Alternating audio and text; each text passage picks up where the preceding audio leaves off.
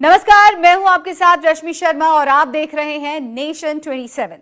शामली का धर्मांतरण मामला अब सिर्फ एक परिवार का विवाद नहीं, बल्कि पूरे प्रदेश में चर्चा का विषय बन चुका है। एक तरफ कारोबारी पिता का आरोप है कि बेटे को प्रेम जाल, धर्मांतरण और करोड़ों की संपत्ति की साजिश में फंसाया गया, तो दूसरी तरफ बेटा खुद सामने आकर कह रहा है कि उसने अपनी मर्जी से इस्लाम कबूल किया और निकाह पढ़ा। इस बीच चांदनी कुरैशी की जमानत याचिका कोर्ट से खारिज हो चुकी है। एसआईटी कई एंगल पर जांच कर रही है और मुख्यमंत्री योगी आदित्यनाथ भी धर्मांतरण और लव जिहाद को लेकर खुली चेतावनी दे चुके हैं। सवाल है, क्या यह प्यार का मामला है या फिर किसी बड़े नेटवर्क की कहानी है? आज रण में खुलेंगी धर्मांतरण की पड़तें। पहले देखिए ये रिपोर्ट। प्रॉपर्टी का लालच या धर्मांतरण की साजिश, शामली में जिहाद वाला जिम, इश्क, इल्जाम और जांच, आखिर सच क्या है? शामली का धर्मांतरण मामला अब प्रदेश की सबसे बड़ी बहस बन चुका है। इस मामले में मुख्य आरोपी चांदनी कुरैशी और उसके पिता को फिलहाल कोर्ट से राहत नहीं मिली है। सीजेएम कोर्ट ने दोनों की जमानत याचिका खारिज कर दी है। अब जिला जज की अदालत में नियमित जमानत याचिका दाखिल करने की तैयारी की जा रही है। मामला शामली के बड़े दवा कारोबारी देवराज मलिक के बेटे आयुष मलिक से जुड़ा है। देवराज मलिक का आरोप है कि उनके बेटे को प्रेम संबंधों और संपत्ति के लालच में धर्म परिवर्तन के लिए प्रेरित किया गया। शिकायत के आधार पर पुलिस ने चांदनी कुरैशी, उसके पिता और अन्य आरोपियों के खिलाफ गंभीर धाराओं में मुकदमा दर्ज किया। ये उसका ब्रेन वॉश किया गया, उसे प्रेम जाल में फंसाकर प्रेम वास किया गया। उसकी संपत्ति के चक्कर में के अच्छी संपत्ति है, अच्छा लड़का है, बढ़िया व्यवहारिक लड़का है, सामाजिक लड़का है, और ये उसी चक्कर में ये धर्मांतरण करा दिया, ऐसा बता जा रहा। मुझे तो जब शक हुआ, जब वो दाढ़ी रखनी शुरू करी 4-5 महीने से, तो मैंने इस पर त्वरित बात करनी शुरू करी, बच्चे से समझाना बुझाना काम किया। लेकिन अभी वो इतना ब्रेन वॉश है उसका, वो समझने की स्थिति में नहीं है। कुछ समय लगेगा उसे अपने घर वापस आने के बाद, समझाने में टाइम लगेगा। पुलिस जांच में सामने आया कि आयुष मलिक ने इस्लाम धर्म अपनाने के बाद चांदनी कुरैशी से निकाह किया। वहीं शिकायतकर्ता पक्ष का आरोप है कि ये कोई व्यक्तिगत फैसला नहीं, बल्कि एक सुनियोजित साजिश का हिस्सा था। पुलिस इस मामले में 3 मौलानाओं समेत कई अन्य आरोपियों की भूमिका की भी जांच कर रही है। यहाँ पे एक परिवार है, काफी वेल ऑफ है मलिक साहब का, उनके पास काफी प्रॉपर्टी भी है और उनके पास 2 बहुत बड़े शोरूम है दवा व्यवसाय के। वो आज के डेट में वो यहाँ के दवा व्यवसायिक संघ के अध्यक्ष भी हैं। उनका एक बेटा आयुष मलिक है जो अभी कन्वर्ट होकर इस्लाम धर्म स्वीकार कर लिया है। इनके कुल 4 बच्चे थे, 3 बेटियां इनके पास थी, उनकी शादी उन्होंने कर दिया है और बेटा इनका आयुष था, वो एक दवा की दुकान को संभालता था। जानकारी ये हुई है कि इनके उसके टच में एक लड़की चांदनी कुरैशी यहाँ की आ गई, जो जिम ट्रेनर भी थी और फिजियो का कोर्स कर रखा उसने उसे प्रभावित किया। और बाद में पाकिस्तान के कुछ एक मौलाना थे, उनके यूट्यूब चैनल वगैरह देखता रहा ये, और फिर इसका एक छोटा भाई भी इसकी दुकान पर नौकर था, इन लोगों ने मिलकर इसे कन्वर्ट करा दिया। वास्तव में इनकी पूरी निगाह इनकी प्रॉपर्टी पे है, क्योंकि ये जो देवराज मलिक साहब है जिनकी प्रॉपर्टी है, काफी बड़े लोग यहाँ के हैं, बेटियों की शादी हो गई, बेटा इकलौता ही इनका था। और जो चांदनी कुरैशी का फादर है यहाँ पे ठेले पे जूस का व्यापार करता है, जूस बेचता रहता है वो, और इन लोगों ने पूरा प्रयास करके इसे कन्वर्ट कराया और बाद में कह रहे हैं कि 24 में उन्हें निकाह भी करा दिया। इनका आरोप है कि हमारी निगाह तब इस पे गई कि जब इसी हफ्ते, पिछले हफ्ते इनके फादर और बेटी ने कहा कि प्रॉपर्टी हमको दे दीजिए, अब मरनाम कर दीजिए, क्योंकि हमने शादी कर ली है, इससे प्रॉपर्टी मेरी हो गई, आप भी कन्वर्ट होके हमारे धर्म में आ जाइए आप। इसके बाद इन्होंने कंप्लेंट किया, मेरे हमने मुकदमा इसमें लिखा और इन लोगों को हमने जेल भेजा। जानकारी हुई कि पूरी जो घटनाक्रम है वो प्रॉपर्टी के लालच में की गई है। इन लोगों ने प्रॉपर्टी को लेने के चक्कर में इन सब लोगों ने ये धर्मांतरण करवाया और अब प्रॉपर्टी पे लोग क्लेम कर रहे हैं। तो इसी को लेकर कार्रवाई पूरी हुई है। हमने एसआईटी बना रखी है। जी बिल्कुल, वहाँ के धर्मगुरु हैं, उनका वीडियो सुनता रहा है और कुछ लोगों से संपर्क भी वहाँ पे संभवतः ये आयुष मलिक आया है, ये जो चांदनी के जरिए इससे हुआ है। तो ये पूरा मामला काफी टिकलिस सा है। हमारी इसमें एसआईटी जांच कर रही है। मामले की गंभीरता को देखते हुए शामली पुलिस ने एसआईटी का गठन किया है। एसआईटी ये पता लगाने में जुटी है कि इस पूरे घटनाक्रम में कितने लोग शामिल थे, धर्मांतरण की प्रक्रिया कैसे हुई और इसके पीछे किसी संगठित नेटवर्क की भूमिका तो नहीं थी। जांच एजेंसियां सामने आए विदेशी और पाकिस्तान कनेक्शन के दावों की भी पड़ताल कर रही हैं।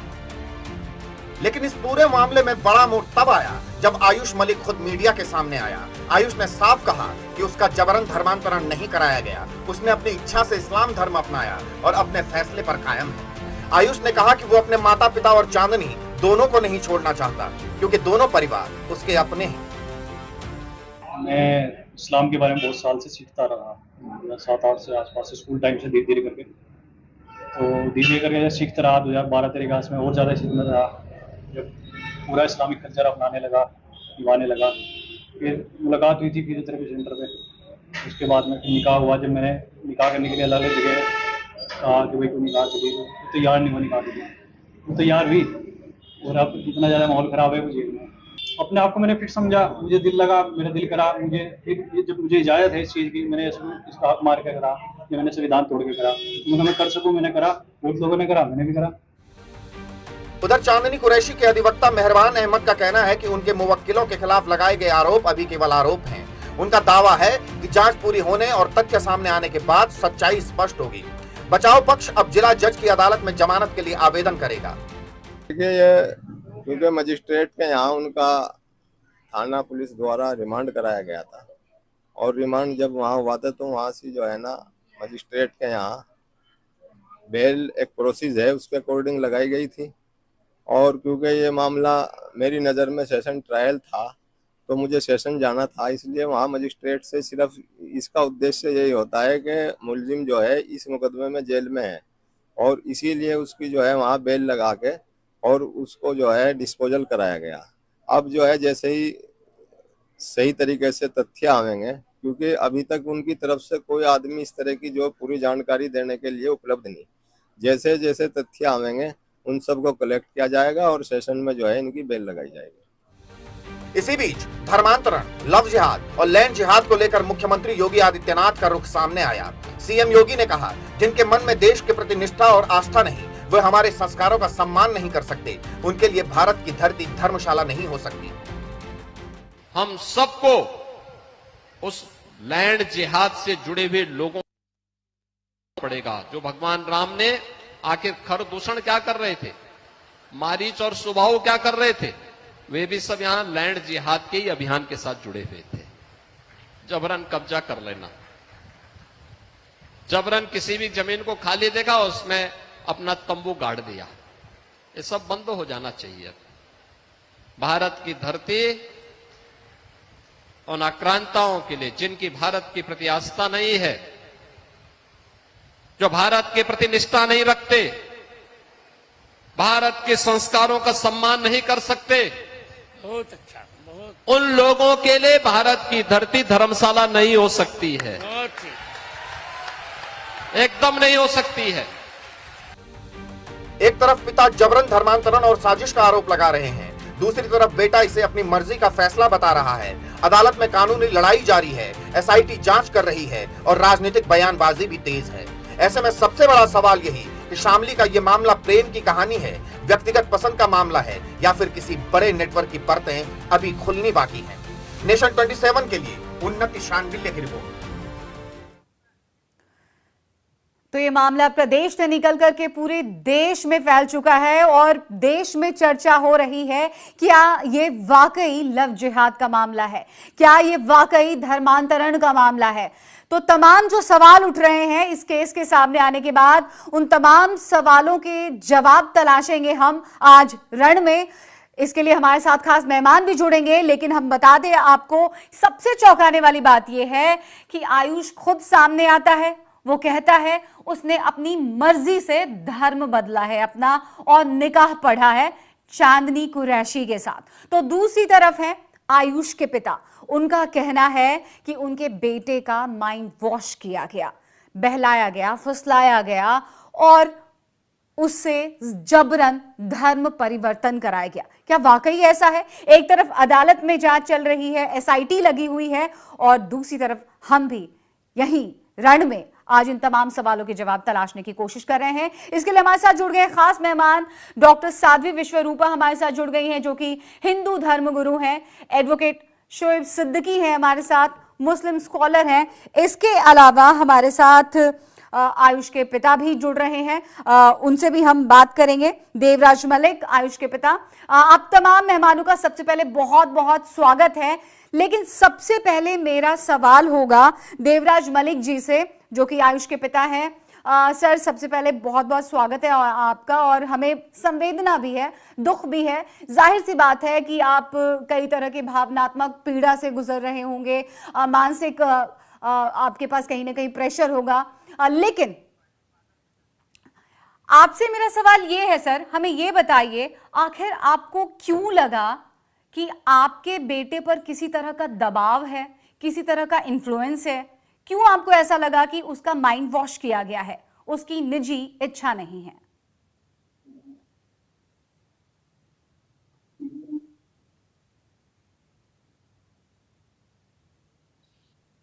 मैडम जी देवराज जी, आपसे ही मेरा सवाल था। जी मैडम, आवाज बार बार आवाज डिस्टर्ब हो रही है आवाज। ठीक है, एक बार फिर से मैं आपसे, अभिप्राय ये है, हाँ, मेरा कहने का अभिप्राय ये है कि बच्चे को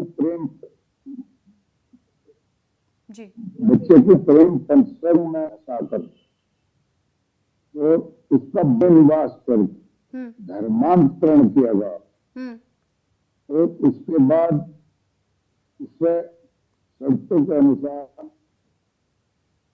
शादी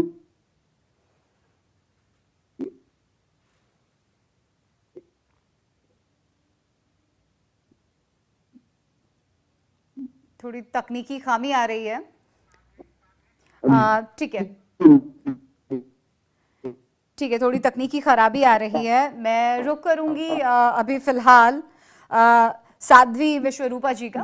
मैम, आप ये बताइए, क्या आपको लगता है कि ये सीधे सीधे लव जिहाद का मामला है, धर्मांतरण का मामला है? क्यों? एक तरफ क्योंकि आयुष खुद सामने आते हैं, उन्होंने कहा कि उनकी अपनी मर्जी थी कि उन्होंने अपना मजहब बदला, धर्म बदला और एक मुस्लिम लड़की के साथ निकाह पढ़ा। क्या ये मामला पारिवारिक नहीं हो सकता, वैवाहिक नहीं हो सकता, संपत्ति से जुड़ा हुआ मामला नहीं हो सकता?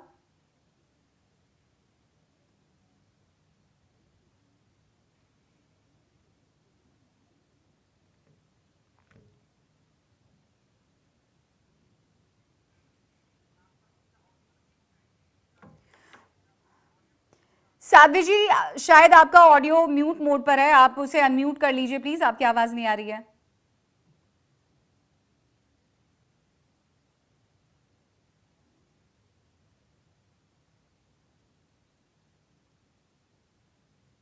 मैम, आपकी आवाज नहीं आ रही है।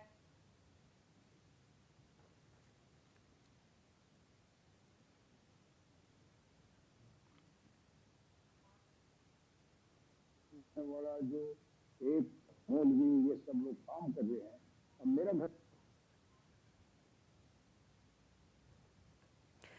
ठीक है, अभी हम रुक कर लेते हैं जरा साकिब सिद्दीकी जी का। सिद्दीकी साहब, क्या लगता है आपको? एक तरफ जांच चल रही है, दूसरी तरफ बड़े गंभीर आरोप लग रहे हैं। क्या आपको भी लगता है कि ये लव जिहाद का मामला हो सकता है? और अगर जांच में ये बात सामने आती है तो फिर आपका क्या रुख रहेगा?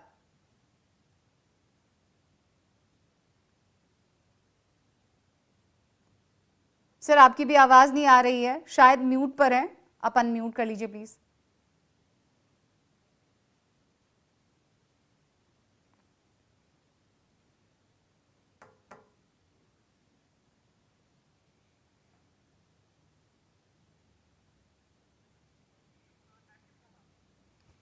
तो देखिए, सवाल तो कई उठ रहे हैं, जवाब वक्त के साथ ही आएगा। अदालत तक ये मामला पहुंचा हुआ है, एसआईटी भी लगातार लगी हुई है, सवाल जवाब हो रहे हैं। 10 लोगों को गिरफ्त में लिया गया है, ये बड़ी बात है। तो क्या ये वाकई प्यार था या प्यार के पीछे कुछ साजिश चल रही थी? तो हम आपको ग्राफिक्स के जरिए भी समझाने की कोशिश कर रहे हैं पूरे मामले को कि चांदनी का पक्ष क्या है और शिकायतकर्ता का दावा क्या है। तो देखिए, चांदनी का पक्ष यह है कि रिश्ता आपसी सहमति से बना, आरोप बेबुनियाद है, और दूसरी तरफ शिकायतकर्ता कह रहे हैं कि यह सोची समझी साजिश है, परिवार की भूमिका है। मतलब चांदनी का पूरा परिवार मिला हुआ है, कई मौलवी मिले हुए हैं और पूरे प्लान वे में कन्वर्जन कराया गया है। एक हिंदू लड़के को उसका धर्म परिवर्तित कराकर मुसलमान बनाया गया है। अपने आप में बड़ी बात यह है कि इससे पहले आपने खबर सुनी होगी कि ज्यादातर हिंदू लड़कियां टारगेट पर होती थी, तो क्या अब यह जाल फैलते फैलते हिंदू लड़कों तक भी जा पहुंचा है? आखिर क्या है इस प्यार के पीछे प्लान?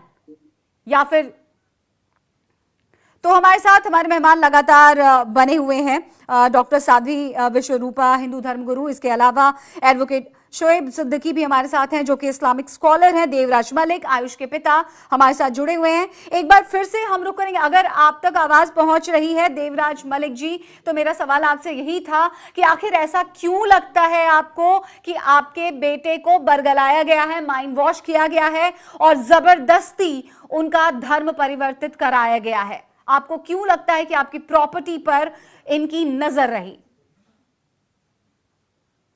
मेरा कहने का अभिप्राय ये है कि 2018 और 2020 की मेरे बेटे के द्वारा अपने बयान में बताया था कि मेरी बच्ची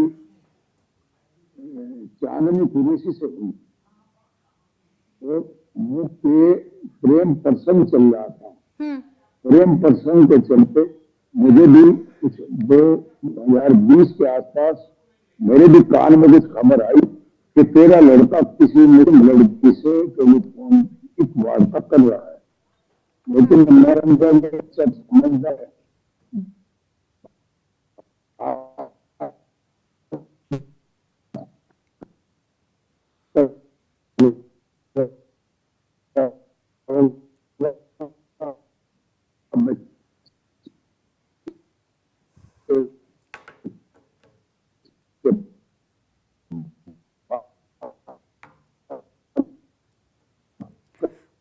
देवराज जी, आपकी ऑडियो में प्रॉब्लम आ रही है, आपकी आवाज हमारे दर्शकों तक नहीं पहुंच पा रही। एक बार फिर से मैं रुख करूंगी साध्वी जी का। मैम सर, आप ये बताइए, पहली नजर में आपको क्या लगता है ये मामला क्या हो सकता है? ये वाकई क्या अब हिंदू लड़कियों से होते हुए मामला हिंदू लड़कों तक शिफ्ट हो गया है?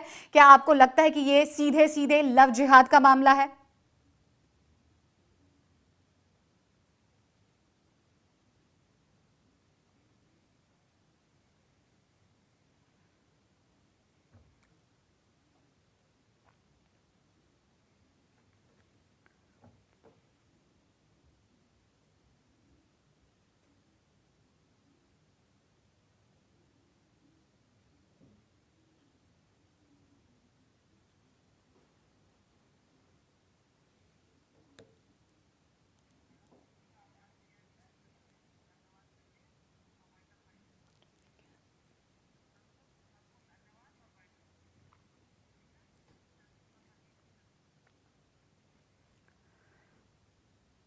तो बड़ा सवाल ये है कि जो भी हमारे साथ मेहमान जुड़े हैं उनसे हमने कुछ सवाल लिए, लेकिन वाकई क्या अब ये मसला बहुत गंभीर हो गया है हमारे देश में? इससे पहले जैसा कि हमने आपको पहले भी कहा कि हमने देखा था कि अक्सर जो हिंदू लड़कियां रहती थी उन्हें टारगेट बनाया जाता था, भोली भाली मासूम लड़कियों को। तो क्या अब ये कोई नेटवर्क हो सकता है इसके पीछे? क्या अब हिंदू लड़कों को भी टारगेट किया जा रहा है? और बड़ी बात यह है कि एक तरफ हिंदू धर्म के लोग हैं, दूसरी तरफ मुस्लिम धर्म के लोग हैं, सब अपनी अपनी तरफ से दलीलें दे रहे हैं और इस पर बड़ी बात यह है कि सियासत भी भरपूर हो रही है। फिलहाल हमारे साथ जो मेहमान जुड़े हैं उनका बहुत बहुत शुक्रिया, आपने अपना वक्त दिया और हमारे साथ चर्चा में जुड़े, बहुत बहुत शुक्रिया आपका। तो देखते हैं कि मामला कैसे आगे बढ़ता है और आखिर निष्कर्ष क्या निकलता है। इसी के साथ हमारे इस खास पेशकश में फिलहाल इतना एक छोटा सा ब्रेक, लेकिन नेशन 27 पर लगातार जारी है खबरों का सिलसिला, तो अब बने रहिए हमारे साथ। नमस्कार।